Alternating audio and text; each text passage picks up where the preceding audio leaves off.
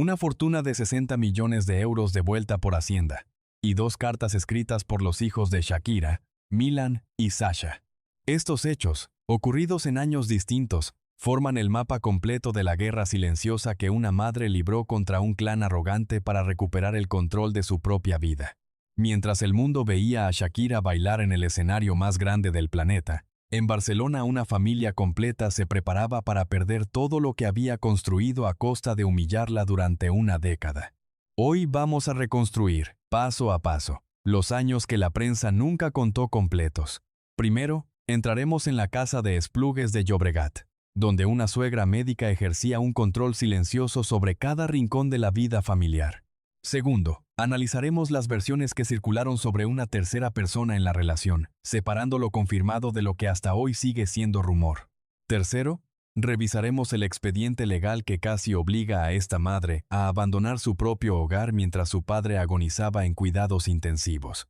Y finalmente entraremos en el contenido de los diarios que sus propios hijos escribieron, los mismos que terminaron pesando más que cualquier abogado en un tribunal internacional. Si usted está escuchando esto, y alguna vez tuvo que sostener en silencio las paredes de una familia a punto de derrumbarse, nos encantaría leer su historia en los comentarios. Comparta su experiencia con esta comunidad. Suscríbase a este canal y active la campana para seguir descubriendo, junto a nosotras, las historias que se esconden justo cuando se apagan las luces de los escenarios. Para entender la magnitud de esta caída, hay que remontarse al origen de la historia, a 2010, cuando ambos se conocieron durante la producción del video oficial del Mundial de Sudáfrica. Ella tenía entonces 33 años y una carrera consolidada a nivel mundial. Él tenía 23 y apenas comenzaba a consolidarse como uno de los defensas más importantes del FC Barcelona. La diferencia de edad, que en un inicio la prensa deportiva trató como una simple curiosidad,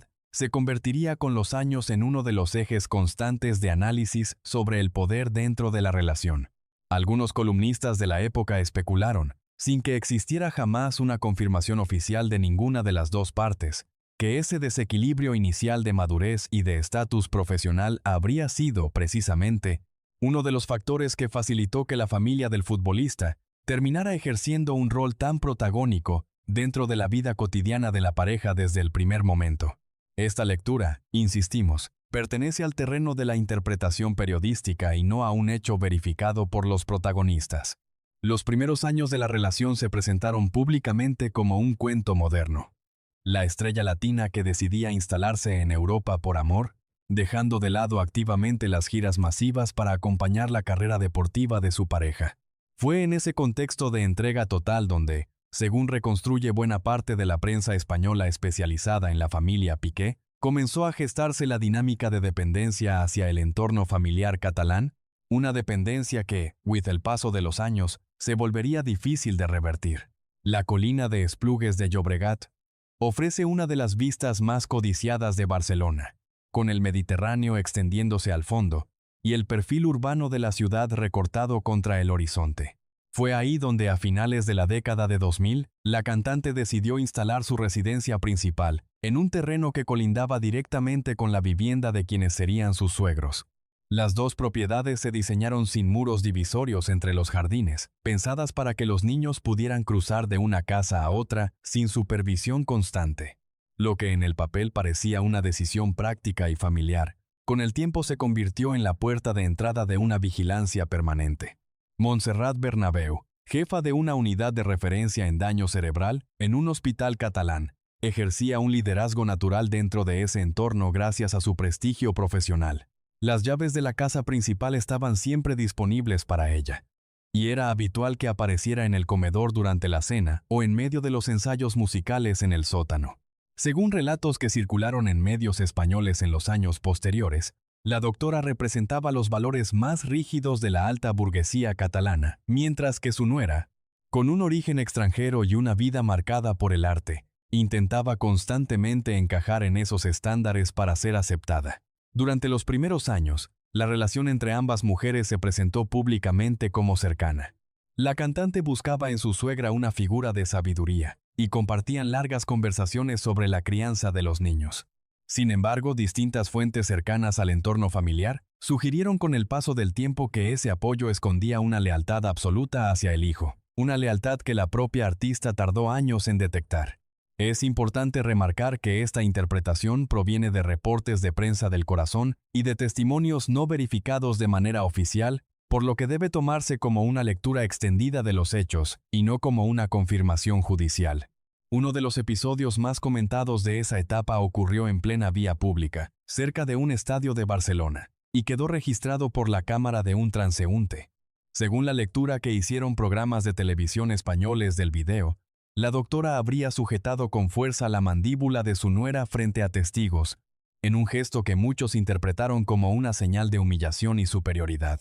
El futbolista, de acuerdo con esas mismas fuentes, permaneció a corta distancia sin intervenir. Conviene aclarar que la interpretación exacta de ese gesto, así como las intenciones detrás de él, nunca fueron confirmadas de manera oficial por ninguna de las partes involucradas y forman parte de la narrativa mediática construida alrededor del caso más que de un hecho judicialmente establecido. Lo que sí está más documentado es el deterioro progresivo de la convivencia. Con el paso de los años, la artista dejó de buscar el consejo de su suegra y comenzó a marcar un perímetro de distancia para ella y sus 2 hijos. El personal de servicio recibió instrucciones de no permitir el paso de familiares del otro lado sin autorización previa. En ese contexto de tensión creciente, apareció en la terraza de la vivienda una figura de tamaño real que representaba a una bruja, atada con cuerdas a la barandilla para evitar que cayera al jardín compartido. Programas de espectáculos de la época reportaron que la doctora se sentía profundamente perturbada por la presencia constante de esa figura frente a su ventana,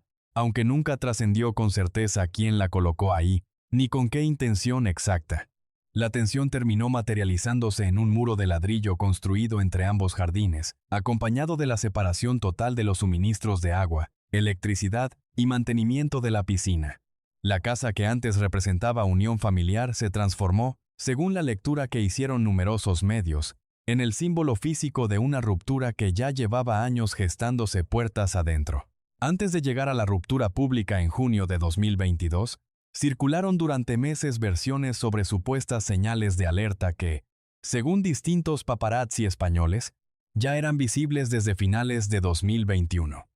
Se habló, siempre como rumor no confirmado, de viajes del futbolista que no coincidían con compromisos deportivos oficiales y de una supuesta reducción notable en las apariciones públicas conjuntas de la pareja durante los meses previos al anuncio oficial de separación. Ninguna de estas versiones fue jamás corroborada con evidencia concreta por las partes involucradas, y conviene tratarlas exactamente por lo que son: especulación de prensa rosa construida en retrospectiva, una vez que la ruptura ya era pública. Es un patrón común en este tipo de coberturas mediáticas, donde detalles menores que en su momento pasaron completamente desapercibidos, terminan siendo releídos después como señales evidentes, cuando en realidad solo adquieren ese significado con el beneficio retrospectivo de conocer el desenlace. Ahora bien, entremos en el terreno de las versiones no confirmadas sobre una tercera persona en la historia. Porque es aquí donde la línea entre información verificada y rumor se vuelve más delgada, y queremos ser claros con ustedes sobre qué pertenece a cada categoría. Circularon en su momento versiones, nunca confirmadas por ninguna de las partes, que apuntaban a que la vivienda de verano, que la familia poseía en la zona costera del Maresme, habría sido utilizada como punto de encuentro discreto durante los últimos meses de la relación. Se habló, siempre bajo la etiqueta de rumor de prensa rosa, de una joven vinculada al entorno de relaciones públicas que habría tenido acceso a esas instalaciones los fines de semana, mientras la cantante permanecía en Barcelona, cuidando a su padre enfermo y atendiendo a los niños. Insistimos, esta versión nunca fue confirmada oficialmente por el futbolista ni por la persona señalada, y debe entenderse exclusivamente como parte del relato circulante en la prensa del Corazón española de esos años, no como un hecho probado. Dentro de esa misma corriente de rumores, se mencionó en más de una ocasión un supuesto video de una transmisión en vivo donde, en el fondo de la imagen, se habría visto pasar a una persona no identificada por la casa familiar. Igual que en el caso anterior, Se trata de una versión que circuló ampliamente en redes sociales y portales de espectáculos, pero que jamás fue verificada de forma independiente ni reconocida formalmente por los implicados. Las fuentes que sostenían esta versión eran, en su mayoría, cuentas anónimas y portales sin verificación editorial rigurosa, por lo que la incluimos aquí únicamente como parte del ecosistema de rumores que rodeó la ruptura, y no como un hecho confirmado. Sí existe, en cambio, una anécdota que sí fue directamente abordada por la propia cantante. Durante meses la prensa española repitió la historia de un frasco de mermelada de fresa encontrado a medio consumir en el refrigerador familiar, un dulce que, según los reportes iniciales del personal doméstico, ni el futbolista ni los niños solían comer.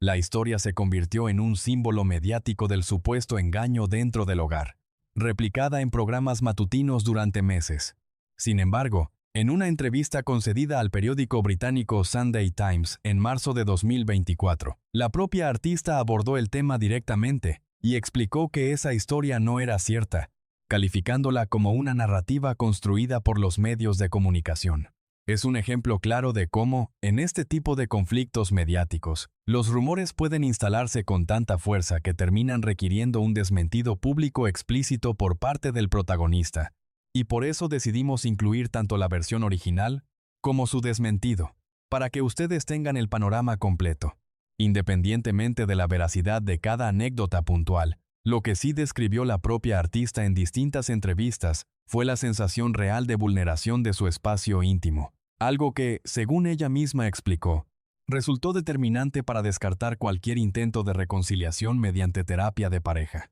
Sobre la persona señalada en la mayoría de estos rumores, lo único que trascendió con cierto respaldo periodístico verificable es información pública general. Se trataba de una joven estudiante vinculada al ámbito de las relaciones públicas y la comunicación, cuya relación pública con el exfutbolista se confirmó oficialmente meses después de que la separación ya había sido anunciada formalmente por ambas partes. Todo lo relacionado con el momento exacto en que esa relación habría comenzado, y si existió o no superposición con la relación previa, permanece dentro del terreno de la especulación mediática, ya que ninguno de los involucrados ofreció jamás una cronología detallada y verificada de esos meses. Distintos portales de espectáculos publicaron líneas de tiempo contradictorias entre sí, lo cual, para nosotros, es la mejor evidencia de que se trata de información no confirmada y no de un hecho establecido. También circuló, en el terreno puramente especulativo, la versión de que la propia familia del futbolista habría facilitado en algún momento el contacto inicial entre ambos jóvenes, una teoría que ganó fuerza en redes sociales, pero que jamás contó con ningún tipo de respaldo documental ni testimonial verificable. La incluimos aquí únicamente para que ustedes tengan un panorama completo de qué tipo de rumores rodearon este capítulo de la historia, dejando absolutamente claro que se trata de la categoría más débil de información disponible sobre todo este caso. Avancemos ahora hacia el terreno económico, donde la historia deja de depender de interpretaciones y entra en el campo de los documentos oficiales. En 2023, la Agencia Tributaria Española abrió una investigación exhaustiva contra la cantante, exigiendo el pago de más de 14 millones de euros por presuntos impuestos omitidos en años anteriores, cuando la gestión de sus finanzas en territorio español estaba, según se reportó ampliamente, en manos del entorno de su entonces suegro, Joan Piqué. La artista tuvo que entregar pasaportes y calendarios de vuelo para justificar los días exactos que había pasado fuera del país trabajando, mientras enfrentaba la amenaza real de una condena de hasta 8 años de prisión. La presión de ese proceso coincidió, de manera especialmente dura, con la pérdida temporal de su voz en 2019, debido a una hemorragia en las cuerdas vocales, un episodio médico real y ampliamente documentado que la obligó a comunicarse mediante pizarras de papel durante semanas. El proceso fiscal se extendió durante años y llegó a incluir hasta 6 causas distintas abiertas por la Fiscalía Española, acumulando en conjunto reclamaciones que superaron ampliamente los 14 millones de euros iniciales, una vez sumados intereses y sanciones adicionales por periodos posteriores. La defensa de la artista sostuvo en todo momento que había actuado de buena fe, delegando la gestión fiscal en profesionales de confianza del entorno familiar,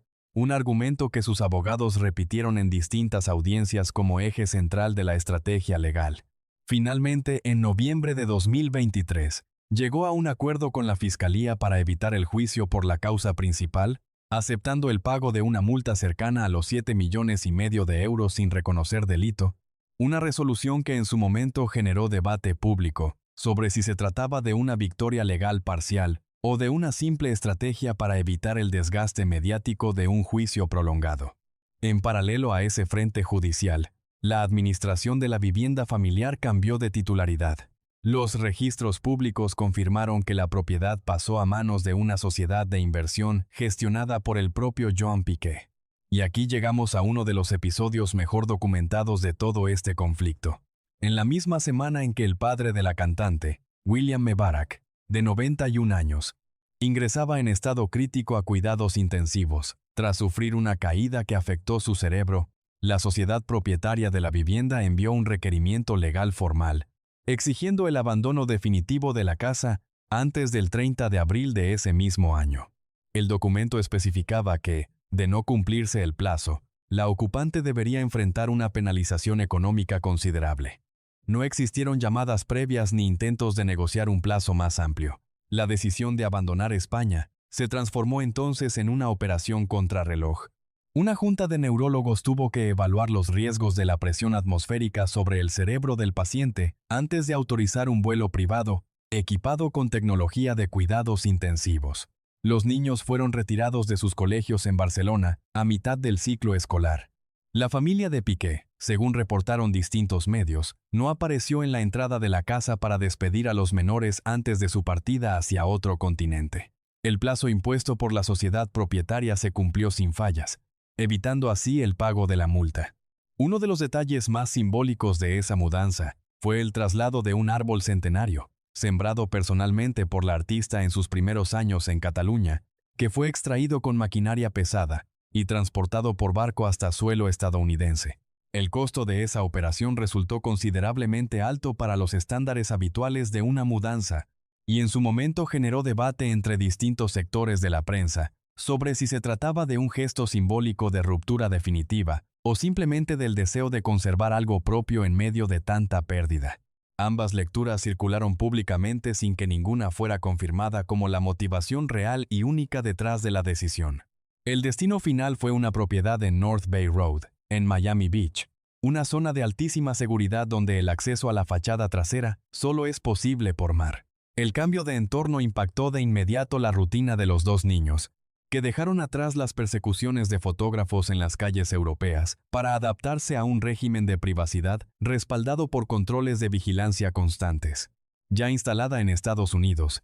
la artista retomó su carrera musical con una intensidad que contrastaba fuertemente con los años de pausa artística previos, en los que había llegado a pasar 7 años completos sin lanzar un álbum de estudio propio. La reactivación profesional coincidió, a comienzos de 2026, con la resolución final de los tribunales españoles sobre las disputas económicas que arrastraba desde la década anterior. La sentencia ordenó la devolución de 60 millones de euros por cobros excesivos e irregulares detectados en sus cuentas, una cifra que llegó a su bandeja de correo en Florida mientras, en la misma ciudad europea donde nació el conflicto, los números en rojo comenzaban a golpear las oficinas de otro de los proyectos empresariales del exfutbolista, la Kings League, que atravesó una reestructuración con despidos por la caída sostenida de audiencia y patrocinadores. El deterioro del imperio empresarial del exfutbolista no se limitó a la Kings League. Distintos medios económicos españoles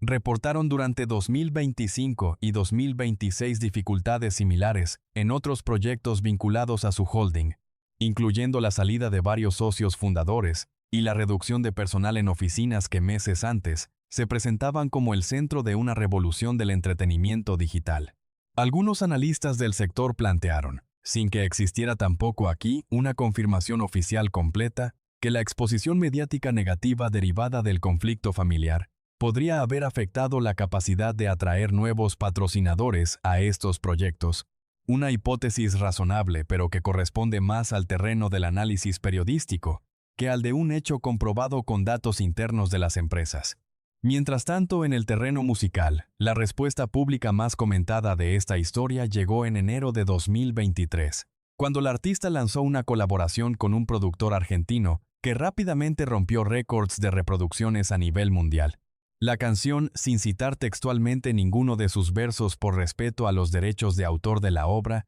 fue interpretada de manera casi unánime por la prensa musical, como una respuesta directa y personal a la ruptura y a las circunstancias que la rodearon, consolidando un fenómeno cultural que trascendió el ámbito estrictamente musical para convertirse en un símbolo de empoderamiento compartido por millones de personas que atravesaban rupturas similares. El tema se mantuvo durante semanas en los primeros lugares de las listas globales y reactivó de manera contundente la carrera de la artista después de los años de pausa creativa que documentamos anteriormente. A mediados de ese mismo año, la disputa familiar volvió a los tribunales, esta vez por la custodia de los menores. Los abuelos paternos, Joan Piqué y Montserrat Bernabeu, presentaron una solicitud formal para intentar modificar los acuerdos de separación, buscando que los niños pasaran periodos más largos en Barcelona, bajo su supervisión directa. El equipo legal de la artista decidió no apoyar su defensa en peritajes económicos ni testimonios contratados, sino en un conjunto de documentos guardados bajo confidencialidad desde abril de 2023. Los diarios personales y las cartas manuscritas que los propios niños habían escrito durante sus primeros días de adaptación en Estados Unidos. Según lo que trascendió del expediente presentado ante el tribunal, esos textos infantiles describían episodios de tensión y de incomodidad durante su etapa bajo la vigilancia de los abuelos en Cataluña, y contrastaban esas semanas con relatos de adaptación mucho más rápida y positiva al llegar a Miami, incluyendo la frase de los propios niños, en español, expresando lo mucho que les gustaba vivir ahí. Ciertos portales de rumores llegaron a publicar en su momento la versión contraria, asegurando que los menores se sentían abandonados y deprimidos tras dejar sus amistades en Barcelona. Esa narrativa, sin embargo, fue desmentida directamente por la propia cantante en una entrevista concedida a la revista Rolling Stone, donde explicó la rápida adaptación de los niños al nuevo país,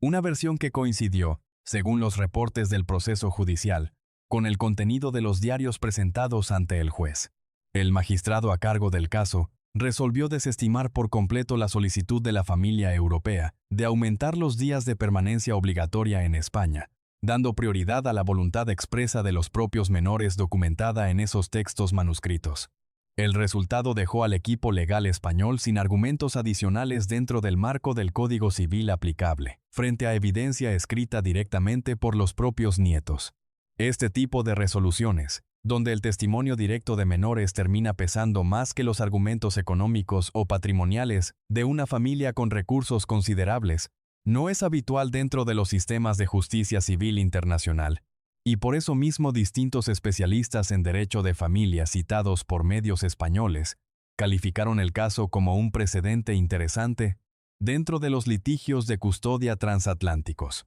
Algunos abogados consultados por la prensa señalaron que la decisión de introducir los diarios personales como prueba, en lugar de recurrir únicamente a peritajes psicológicos contratados, representó una estrategia legal poco convencional pero efectiva, al presentar ante el juez un testimonio que resultaba mucho más difícil de cuestionar por su origen directamente infantil y espontáneo, alejado de cualquier posible influencia de asesores o abogados. Del lado de la familia europea, fuentes cercanas al entorno legal del clan Piqué, citadas bajo condición de anonimato por al menos 2 publicaciones españolas, sugirieron que la decisión de no continuar apelando la sentencia respondió también al desgaste mediático acumulado, más que a una aceptación plena del fallo judicial. Esta lectura, igual que otras que hemos mencionado a lo largo del programa, pertenece al terreno de la interpretación periodística basada en fuentes no identificadas públicamente, y debe entenderse como tal.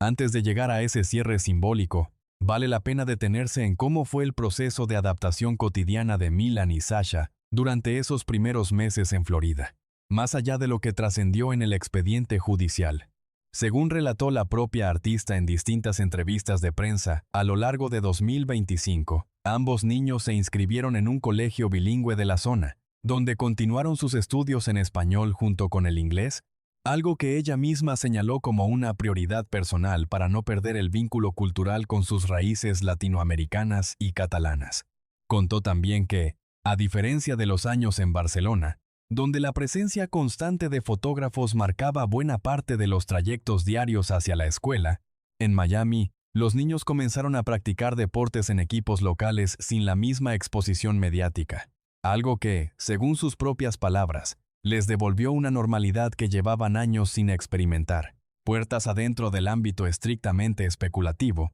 distintos portales de entretenimiento en español publicaron durante 2025 versiones no confirmadas sobre un supuesto acercamiento entre la cantante y figuras del mundo del espectáculo y los negocios en Miami, generando titulares constantes sobre una nueva relación sentimental. Ninguna de esas versiones fue jamás confirmada oficialmente por la artista, quien en más de una ocasión, a través de su equipo de representación, evitó pronunciarse directamente sobre su vida sentimental privada. Optamos por mencionar la existencia de estos rumores únicamente como parte del panorama mediático completo que rodeó esta etapa, sin darles mayor peso del que en realidad tienen, el de simples especulaciones de prensa rosa sin sustento documental. El desenlace de esta última batalla legal coincidió, de manera casi simbólica, con la inauguración de la final del Mundial de Fútbol de 2026 en Estados Unidos, donde la artista fue la encargada de encabezar el primer espectáculo de medio tiempo en la historia del torneo, rodeada de luces láser frente a una audiencia global.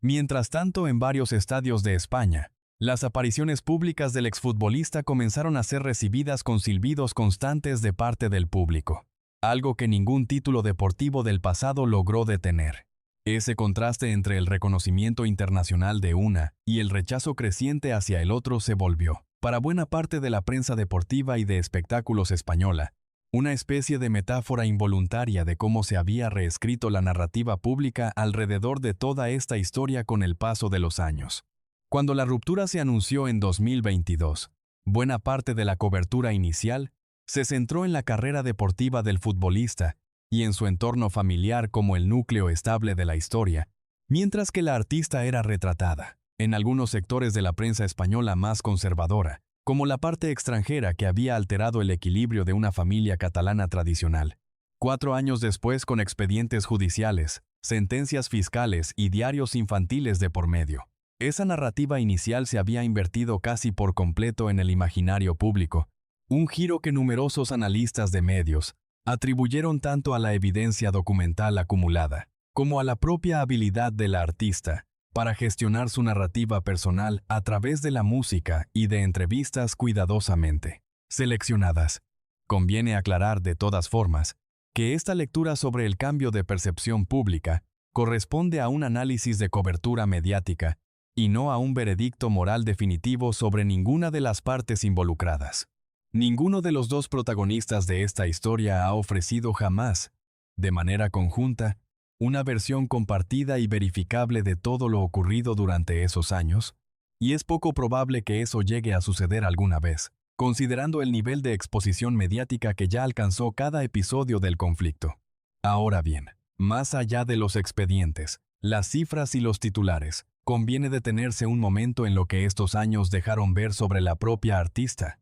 Las pruebas de su juventud registraron un coeficiente intelectual de 140, una cifra que la ubicaba entre las personas consideradas superdotadas, y que ella misma utilizó para construir, desde muy joven, una carrera musical marcada por el control absoluto sobre su proceso creativo. Sin embargo, frente a la convivencia con el futbolista, esa misma mente procesó la relación desde otra lógica: ceder terreno, silenciar ideas propias y evitar discusiones parecía, según relató ella misma en distintas entrevistas a lo largo de los años, la fórmula más rápida para mantener unido el hogar que tanto deseaba conservar. La productora, que antes dirigía equipos internacionales de grabación, pasó a mirar los partidos desde la segunda fila del estadio, delegando buena parte de su proceso creativo a equipos externos para no interrumpir la rutina doméstica. Su decisión de no firmar nunca un contrato matrimonial formal también fue interpretada, con el paso de los años, como parte de esa misma dinámica. En varias apariciones públicas explicó que prefería mantenerse como la novia eterna antes que asumir el título legal de esposa. Una postura que, psicológicamente, muchos analistas de la época leyeron como el reflejo de un temor a la rutina y a perder la atención de su pareja. Esa decisión, sin embargo, chocó de frente con el conservadurismo de la alta burguesía catalana, que frecuentaba en su vida diaria, un entorno donde, al no existir un documento oficial que la vinculara formalmente a la familia, muchos la trataban con la cortesía distante que se reserva a una inquilina temporal. Esa presión silenciosa la llevó, según relató ella misma públicamente años después,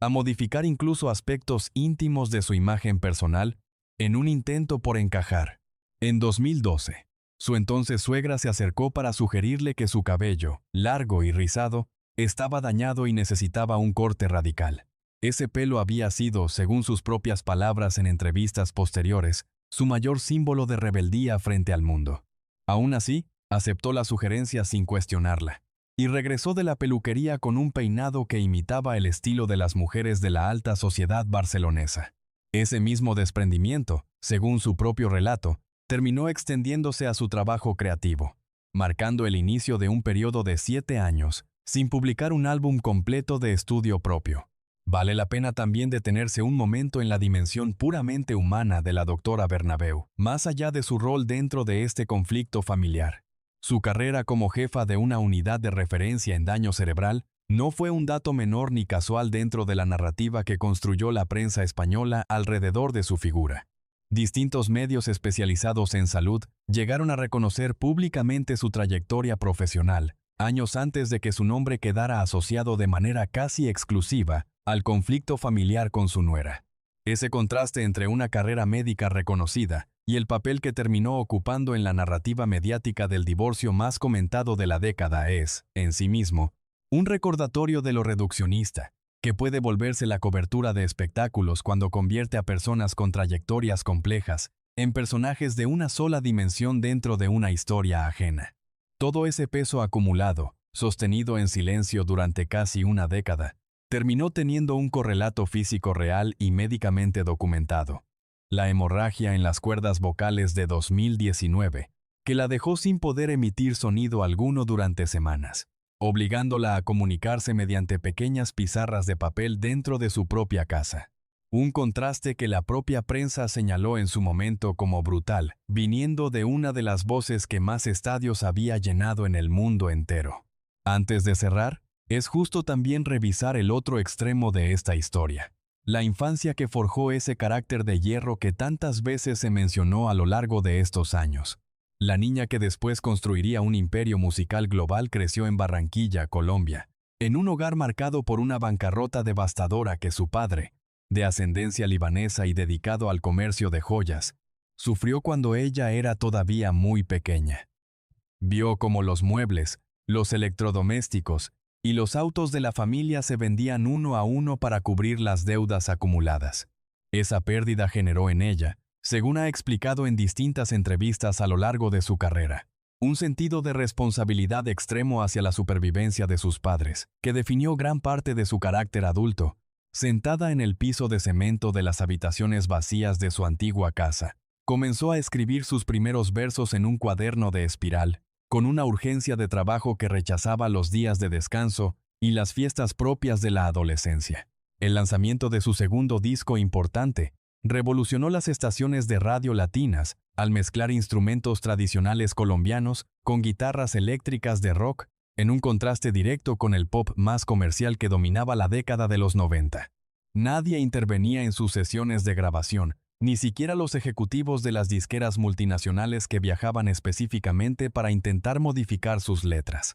Ese salto hacia el mercado internacional en inglés, unos años más tarde, la obligó a aprender el idioma prácticamente sola, traduciendo diccionarios de madrugada en pasillos de hotel, para no perder el control de sus propios mensajes. Ese periodo de expansión construyó una fortuna que, según reportaron distintas publicaciones económicas, llegó a triplicar fácilmente los fondos con los que contaba el clan Piqué años después, aunque, dentro de los códigos cerrados de la burguesía catalana, a la que eventualmente ingresaría, ese dinero ganado sobre un escenario nunca terminó de traducirse en el mismo prestigio social. Ese mismo carácter forjado desde la infancia se puso a prueba de nuevo, muchos años después, en el momento en que tuvo que decidir entre mantener la paz aparente de una convivencia deteriorada o enfrentar públicamente a una de las familias más influyentes de Barcelona. Fuentes cercanas a su círculo de management, citadas en varias ocasiones por revistas económicas norteamericanas, señalaron que la decisión de mudarse a Miami no respondió únicamente a motivos legales o de custodia,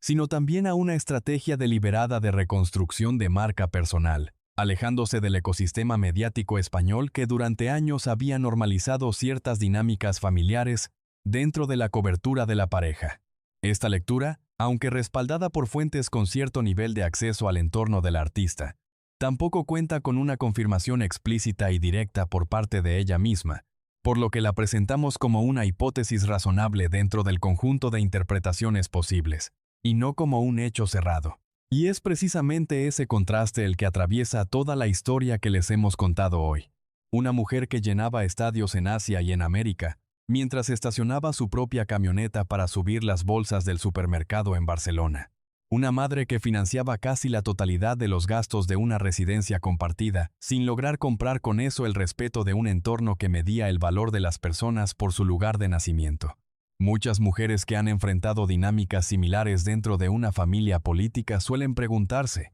frente a este tipo de historias, ¿dónde termina la generosidad? ¿Y dónde empieza la subestimación silenciosa? ¿Puede la protección de un patrimonio familiar justificar el desalojo de una madre mientras su propio padre lucha por su vida en cuidados intensivos? Es una pregunta que, más allá del caso puntual que hoy revisamos, muchas de nuestras seguidoras nos han compartido reconocer en sus propias vidas, aunque en escalas muy distintas. La verdadera victoria frente a una traición familiar prolongada no siempre se mide en tribunales ni en cifras devueltas por Hacienda. A veces se mide en el instante exacto en que una madre recupera el control total sobre las decisiones que afectan a sus propios hijos, lejos de la vigilancia constante de un linaje que nunca terminó de aceptarla del todo. El árbol que una vez sembró con sus propias manos en un jardín europeo, hoy tiene raíces nuevas frente al océano.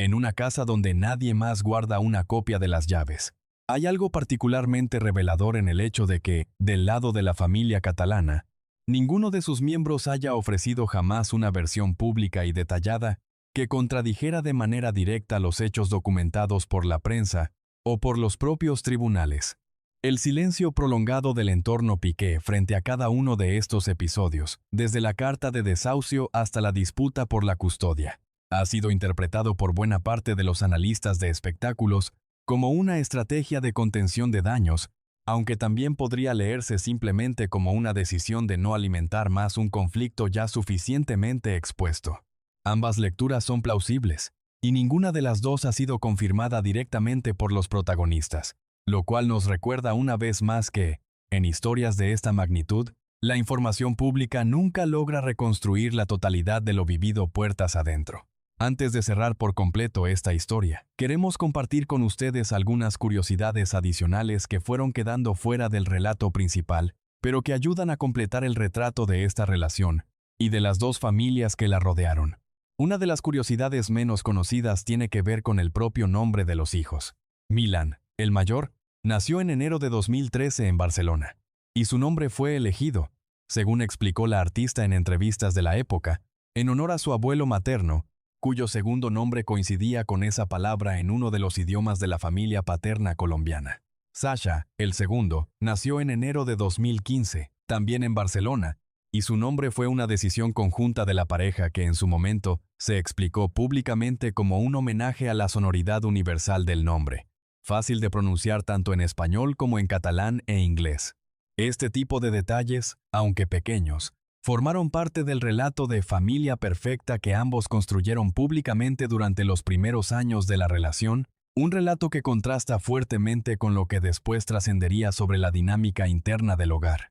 Otra curiosidad tiene que ver con el propio proceso de composición del álbum que la artista lanzó tras la separación. Según relató en distintas entrevistas, varias de las canciones fueron compuestas directamente en el sótano de la casa de Miami, en sesiones nocturnas donde, en ocasiones, sus propios hijos participaban tocando el piano o sugiriendo melodías, algo que ella describió como una forma de sanar en conjunto como familia. Ese proceso creativo compartido contrasta con la etapa anterior, documentada anteriormente en este mismo guión, en la que ella misma reconoció haber delegado buena parte de su trabajo musical a equipos externos para no interrumpir la rutina doméstica del entorno catalán. Sobre la familia Bernabéu Piqué, uno de los datos menos difundidos es que Joan Piqué, antes de dedicarse a la gestión de negocios vinculados al fútbol y a las inversiones inmobiliarias, tuvo una carrera breve como directivo en el sector de las telecomunicaciones en Cataluña durante la década de 1990, de acuerdo con reportes de prensa económica española de años anteriores al conflicto familiar.